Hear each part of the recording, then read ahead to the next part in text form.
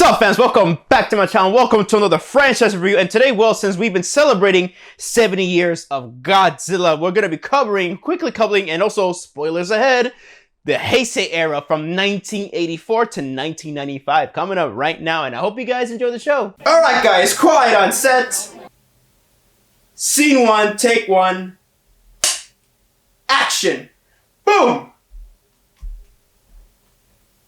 Now, if you guys like this video, make sure you guys leave a like, comment, and subscribe, and make sure you share with your friends, and also hit that bell for notifications because, well, it does help the channel a lot. And if you're new here, welcome, sit down, relax, and enjoy the show. And I would kindly appreciate if you guys do hit the subscribe button because I'm trying to reach 1,000 subscribers by the end of the year, so let's do this, guys. All right, I'm not gonna waste any time, so like I said before, spoilers ahead, and just like the show, since I covered the Showa era, these are gonna be like bite-sized, you know, not in-depth reviews, just go to a quick bite-sized review so I don't have to make this, you know, this video like an hour long or something like that. So, and we got 7 movies to cover, so let's just go. Godzilla 1984, or The Return of Godzilla. Godzilla is back from the depths after 30 years. Apparently, so this is actually a direct sequel of the original 1954. So anything aside from the original 1954 film, all the other Showa era films are not canon in this timeline, so yeah.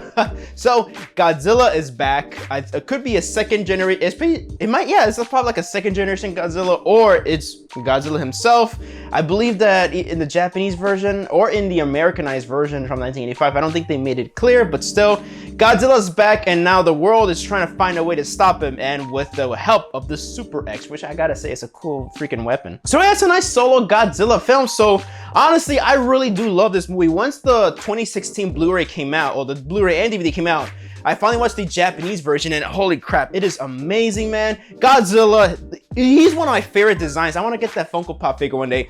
I love his design. He's scary look. He looks dopey in some shots, but I don't care. He looks great. Godzilla looks menacing. He's crazy, and not crazy.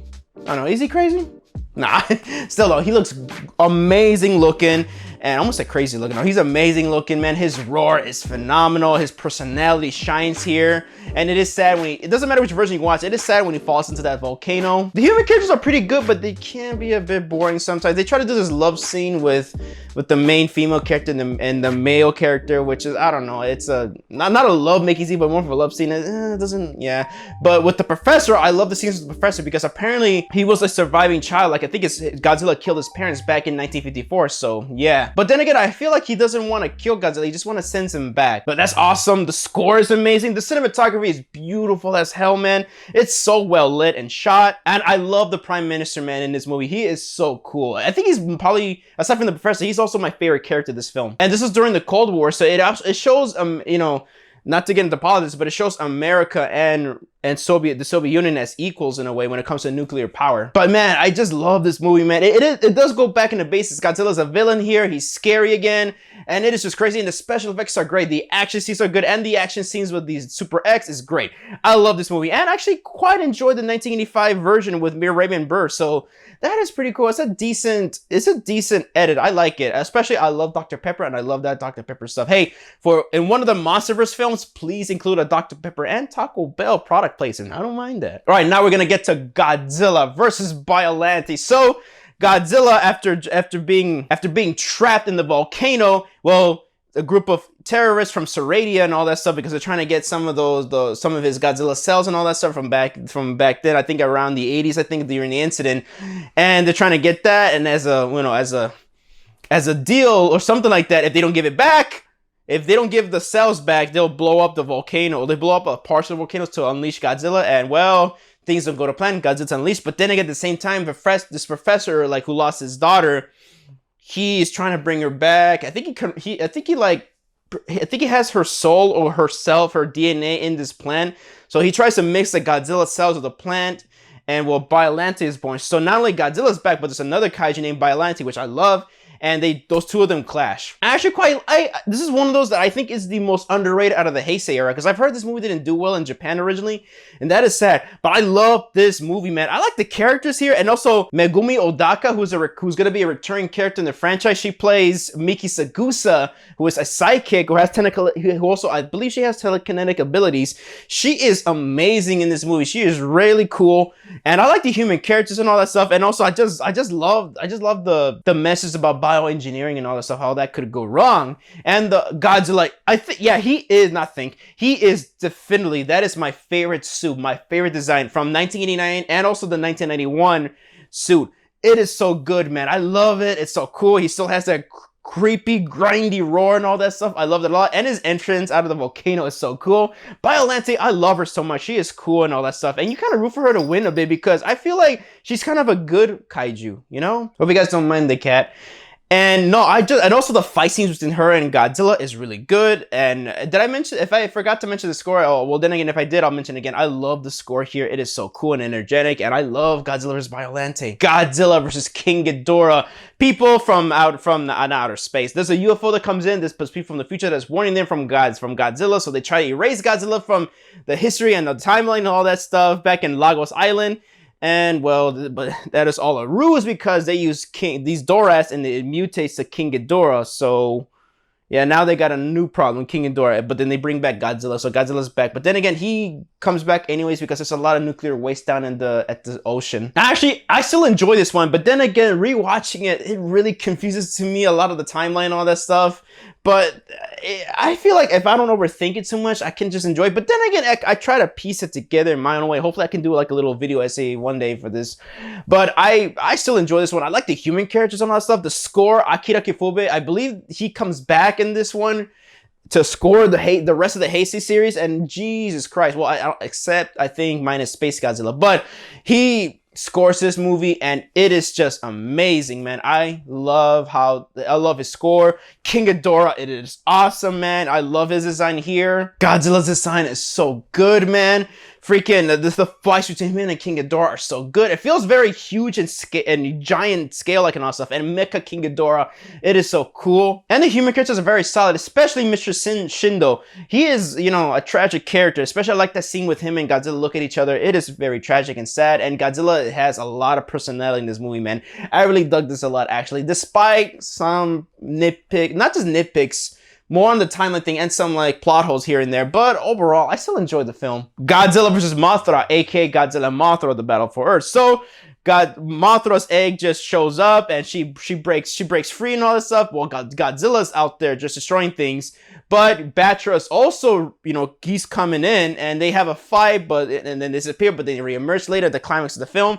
But Mothra she fights Godzilla and she's losing in a bit, but then Batra intervenes, so then it's a 2-1 fight. I remember like not liking this film when I first saw this because I'm like, why? Because Godzilla loses.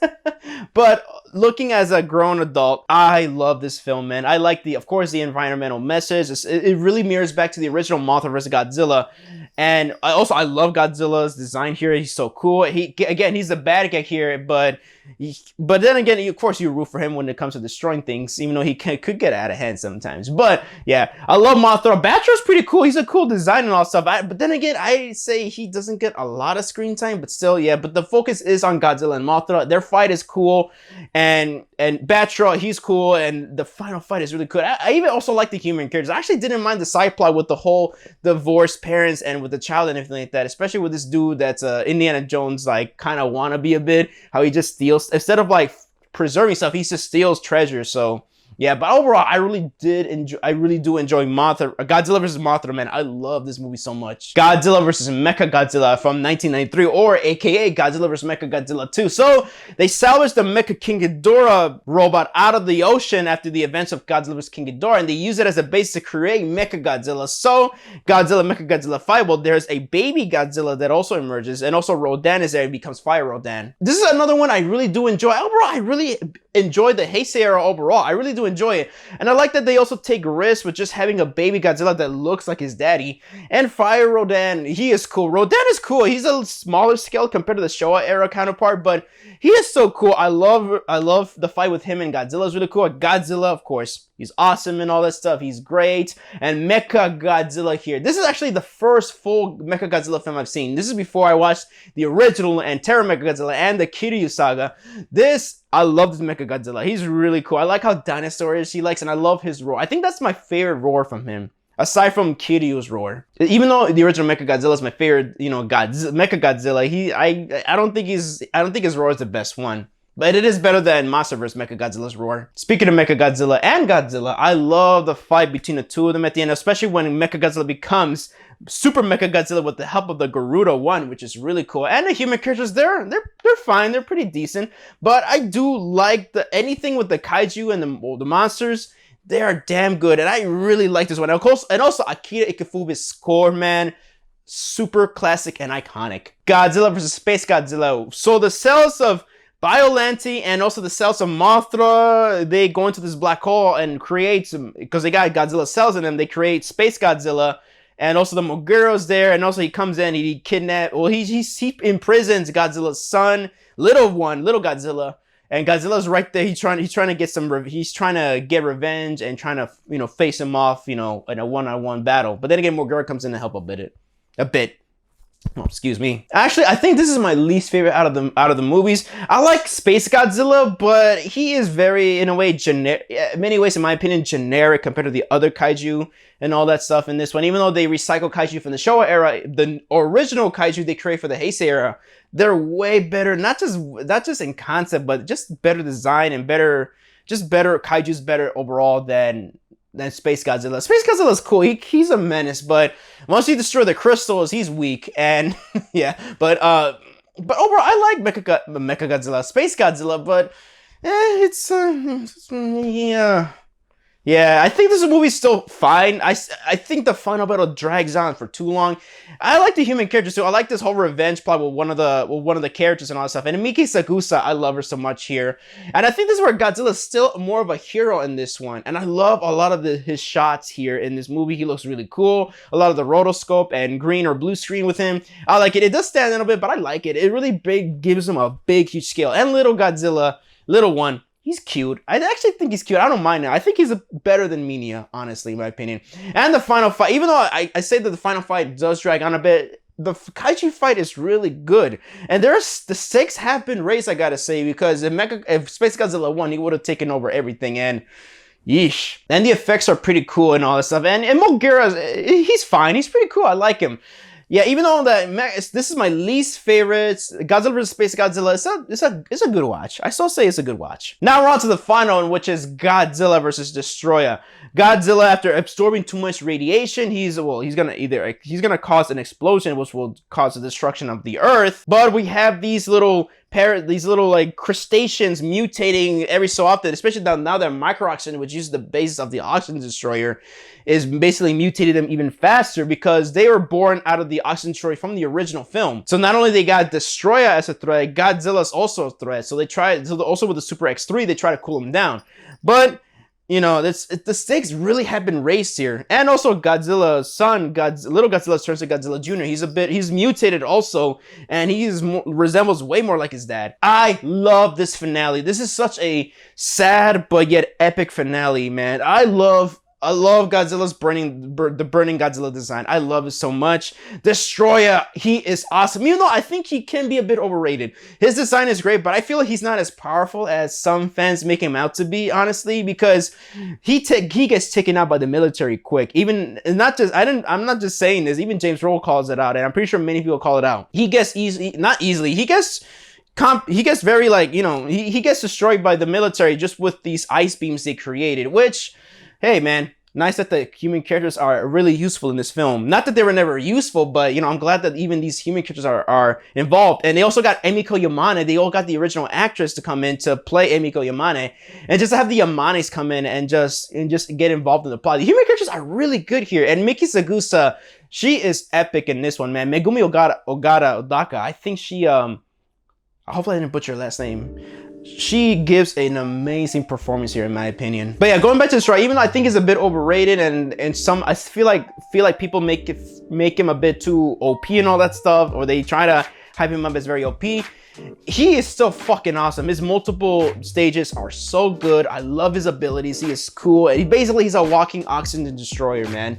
And also, as much as I love Destroyer, in a way he still gets his ass beat by Godzilla. But I mean, the reason why you can see him kick his ass, because then again, Godzilla always gets his ass kicked. And also, Godzilla was mourning because he kind of kills his son a bit. But once Godzilla melts down and dies, he transfers all of his energy to his son, so he doesn't die, and he becomes, well, his son becomes the new king of the monsters, which is cool. I do like that ending, but it is actually, yeah, this is the first Godzilla movie I've ever really cried, because just his death is just super duper sad. But despite my criticism with Destroyer, I love Destroyer, man. He's so cool, badass, and I do hope they bring him in the MonsterVerse, man. I really love Destroyer. But yeah, one last criticism, yeah, even when Godzilla, you know, gets back on his feet, he kicked Destroyer's ass. It's just that Godzilla was already dying, so yeah. They cool him down, but instead of exploding, he will cause a meltdown. But luckily they cooled him down so he doesn't cause a meltdown, so yeah. But once again, I love Destroyer and all that stuff. I just also feel like, you know, fans kind of overhype him a bit. So yeah, but here's the thing. He's cool. He is great. He is one of the best original kaijus that Toho has created. And this movie's fucking awesome, man. What a way to cap the Heisei-Era with Godzilla's death, so they can make way into the original American series. Okay.